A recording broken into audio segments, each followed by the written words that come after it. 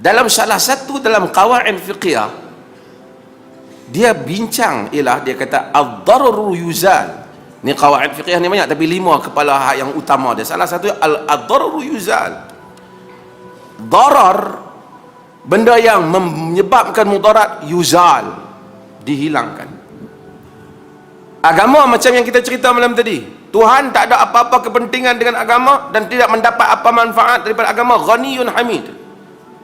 Cuma dia mau dengan agama datangnya kepada kita maslahah, terpeliharanya kita daripada mudarat. Itu yang Tuhan mau daripada kita. Maka Tuhan boleh saja kun fayakun, tapi dia mau kemaslahatan itu dan kemudaratan itu terlaksana melalui amalan mukallaf, melalui amalan kita, yang mana apabila kita tahqiqkan maslahah, kita tahqiqkan kebaikan dan faedah itu, dan kita hindari kemudaratan itu, dia beri pahala pula kat kita. Macam itu kasih sayang Tuhan. Walillahi masalul a'la. Dia tak dibandingkan. Kita, anak kita demam kecil, kita kata kat anak kita, nak makan ubat, dia tak mau makan ubat. Kita kata, kalau makan ubat, abah beli mainan. Nak bagi makan punya nak bujuk. Padahal makan ubat tu balik kebaikan dia pada anak tu. Tapi bagi mainan pula, pasal apa? Pasal kerana kita sayang. Tapi kalau kita tak sayang, orang tahan makanlah ubat ni, sihat. Aku tak mau, pihang demam ke aku. Kan? Tetapi oleh kerana Allah itu, manifestasi agama itu ialah rahmat, maka dia suruh kita tahqiqkan maslahah dan suruh kita jauhkan mudarat. Dia bagi pahala kat kita. Padahal bukan balik manfaat pada Tuhan, balik manfaat pada kita. Nabi kata la darar wala dirar. Hadis ni ada perbincangan, ini disebut dalam Muwatta' Malik, ada perbincangan tentang irsal dan seumpamanya, tapi masyhur dan konsepnya itu diterima, bahawasanya tidak ada mudarat dan tak boleh menyebabkan orang lain mudarat, walaupun banyak perbincangan pada makna la darar wala dirar ni. Kerana itulah bila datangnya agama untuk mengelakkan mudarat, dia buat banyak benda supaya manusia tak mudarat. Kita jual beli, dia ada khiyar. Khiyar maksudnya boleh lagi untuk buat pilihan. Kita ada, kita masih boleh tengok-tengok tak elok, boleh tukar selagi mana di dalam majlis berkenaan. Dan ada juga syarat-syarat khiyar lah. Sama ada khiyar majlis ataupun seumpamanya. Menikah, tengok-tengok ada keaiban pada isteri ataupun suami, boleh fasakh perkahwinan. Menikah, tengok-tengok suami tak mampu, badan nampak hebat, misai tak jatuh, tapi tak berapa jantan. Tak boleh. Isteri mengadu kat qadi tanya betul, dia boleh fasahkan. Kalau dia tak mau cerai, qadi akan boleh farakkan perkahwinan. Kerana ia mudarat. Mudarat di sudut apa? Kerana wanita memerlukan seks, duduk dengan satu orang yang tak dapat menunaikannya, dan itu akan memberikan tekanan.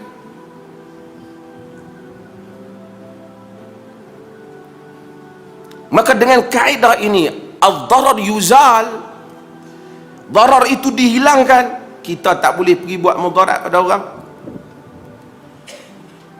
Kita kena elakkan mudarat sebelum kena. Tu yang tak boleh minum ketut, tak boleh minum ketum. Tapi kalau dah terminum dah, jadi mudarat. Kalau dah jadi mudarat, nak buat macam mana? Kena usaha supaya hilangkan mudarat tu, rampas benda tu daripada dia. Kalau dia tak minum, orang lain yang buat nanya bubuh layak dia, denda kawan tu. Kalau mudarat itu menyebabkan orang hilang harta kerana dia penanya, dhaman, dia kena ganti. Siapa yang buat nanya tu? Tujuannya apa? Tujuannya supaya mengelakkan mudarat daripada menimpa manusia. Ada uqubat, ada hukum. Itu ada hukum orang kerana bunuh orang, hukum orang kerana menyakitkan orang, ada qisas dalam berbagai-bagai bab. InsyaAllah saya akan bagi ruang tuan-tuan tanya nanti. Tadi hadis kita baca tadi, Syekh Mustafa Zarqa, bila dia masa zaman dulu ni dia tak apa popular, sangat baru nak mula cerita apa derma organ ni. Jadi orang Islam tanyalah, duk derma organ ni, kita derma boleh ke? Organ kalau darah lah apa ni boleh ke kita derma bagi kat orang bukan Islam? Kita pun ramai juga orang tanya kita kan, boleh ke bagi kepada orang bukan Islam dapat apa organ-organ yang kita derma ni, kita bagi kat hospital, bagilah siapa-siapa nak guna. Tiba-tiba orang bukan Islam guna. Lepas tu satu orang kata kita, hang tahu kalau orang bukan Islam guna, lepas tu dia pergi tokong, hang kira berdosa dalam kubur. Oh, takut kita. Macam mana? Ha? Syekh Mustafa Zarqa masa tu awal, walaupun lihat jawapan dia dalam fatwa Zarqa itu, dia agak macam taradud sikit, tetapi dia dalilkan dengan hadis tadi, fi kulli kabadin radbatin ajrun, bagi setiap yang ada basah, hati yang basah, yang hidup, maka ada pahala. Bagi pada orang kafir dia hidup, kalau bagi minum dapat pahala, bagi nasi kat dia dapat pahala, dia kata macam itulah derma organ pun untuk dia hidup dapat pahala. Hak lain dia buat kita tak kira. Kita tak, kadang-kadang orang ni dia pi detail benda yang tak perlu. Kita bagi dia makan nasi, kemudian dia sihat. Lepas tu kita pi tengok, lepas tu dia tak semayang, duk pi berdosa aku bagi dia makan nasi kemarin, rupanya dia tak semayang. Dah agama tak macam tu. Tang tu bab kita bagi makan nasi habis. Bab dia tak semayang dia punya hal. Kita bagi dia makan nasi, tiba-tiba tengok dia pi buat kerja tak senonoh. Kita tak. Sebab tu agama dia tak suruh tatabu' yang menyusahkan, takalluf. Ni mutanatti'un, halaka mutanatti'un, orang tanattu' ni bila cari benda kecil-kecil nak bagi jadi payah, hukum nak bagi jadi payah, fiqh nak bagi jadi payah. Agama tak begitu. Agama menolak mudarat ni, sehingga agama itu mengimbangi antara mudarat dan manfaat. Tengok aurat orang tak boleh, tapi kalau terpaksa tengok kena perubatan boleh. Ini fuqaha bincang benda-benda, saya dah sebut nama Mustafa Zarqa, isu-isu yang besar. Orang tanya dia tentang syarikat-syarikat yang besar, yang mana kalau orang Islam masuk terlibat dengan riba. Kalau tak masuk, syarikat-syarikat ini berada di tangan bukan Muslim yang sangat strategik. Elektrik, air, apa lagi, persenjataan. Kalau kita tak masuk, orang lain ada, orang Islam terancam. Kalau kita masuk, nak dapat modal menguruskan, terlibat dengan riba, maka diimbangi mana mudarat yang lebih besar. Bukan begitu literal. Itu saya selalu sebut, sunnah ni, manhaj salaf itu, kalau kita ini agak literal di dalam soal ibadah, mahdah, ibadat, bagus. Sallu kama ra'aitumuni usalli. Semayang macam, susah duk tambah-tambah lah, Nabi dah ajak semayang macam tu. Kita pun tak tahu kenapa berapa rakaat, 2 rakaat ke mana lepas 3. Jangan ubah. Tapi dalam soal muamalah, dalam soal siasah, dan soal-soal yang ada illah yang boleh difikirkan atau boleh dianalisa, bukan manhaj salaf jadi zahiriyah, bukan manhaj salaf jadi nak sebiji macam zaman Nabi. Sedangkan Nabi ada keadaan yang berbeza. Kita bincang dalam fatwa kita masalah mimbar 3 tangga, 3 anak tangga. Mimbar zaman Nabi 3 anak tangga. Tapi kita baca dalam hadis Nabi SAW, dia pijak pada anak tangga yang kedua, dia duduk pada anak tangga yang ketiga. Itu mimbar dia. Jadi ada masjid hantar mai pejabat mufti, tanya berapa anak tangga nak bina mimbar. Masjid Alwi buat tangga? Mana tu imam? Dia pun tak kira, lama je dia mana lupa kira.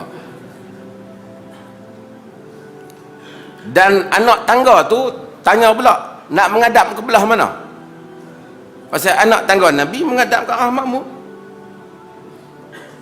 Kita kata benda ni kena mengikut kepada keperluan. Anak tangga Nabi, Nabi berdiri atas tu. Anak tangga kita, kita tak berdiri atas tu. Kita pijak naik ke atas tu. Anak tangga kalau kita buat menghadap ke makmum jadi kacau saf. Kalau masjid tak berapa besar. So peranan anak tangga itu dah berbeza dengan peranan yang ada pada zaman Nabi. Kita tidak boleh literal dan hal-hal yang seperti itu. Ini saya pesan pada sahabat-sahabat sunnah. Orang sunnah ini dia harakahnya ialah harakah tajdid. Tajdid itu ke arah memahami Nabi SAW bukan secara literal, memahami sunnahnya dan kebabagaian sunnahnya, maqasid kepada sunnahnya. Sebab tu dia tidak taksub, dia tidak taklid buta, dia luas, dia menghormati kesarjanaan, menghormati keilmuan, menghormati khazanah para ulama. Dalam masa yang sama dia cuba memahami maqasid agama itu. Ada benda yang tak ada, kita tak faham. 2 rakaat subuh, macam kenapa rokok 1 sujud 2, kita ikut follow Nabi.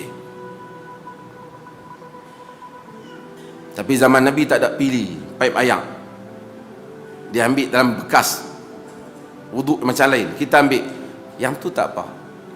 Yang penting tahqiq makna berwuduk secara sunnah. Ini penting supaya kita tidak literal sebagai. Bila literal hal itu, dia kata kononnya nak sunnah ala manhaj salaf, dia pergi jadi literal dalam siasah, dalam pakaian, dalam macam-macam yang bukan maksud kepada kedatangan syariat dalam sebahagian keadaan itu.